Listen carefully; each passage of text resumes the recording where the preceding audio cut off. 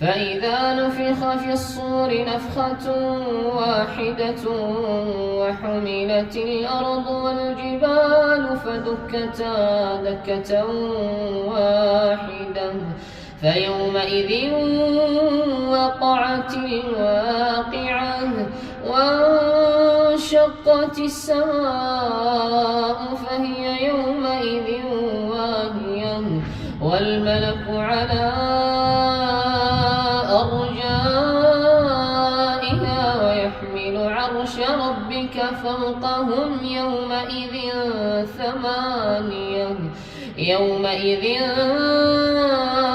تعرضون لا تخفى منكم خافية فأما من أوتي كتابه بيمينه فيقول هاؤم اقرءوا كتابيه إني ظننت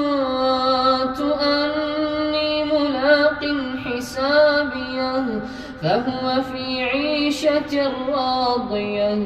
في جنة عالية قطوفها دانية كلوا واشربوا هنيئا بما أسلفتم في الأيام الخالية وأما من أوتي كتابه بشماله فيقول يا ليتني لم أوت كتابيه ولم أدر ما حسابيه يا ليتها كانت القاضية ما أغنى عني ماليه هلك عني سلطانيه خذوه فغلوه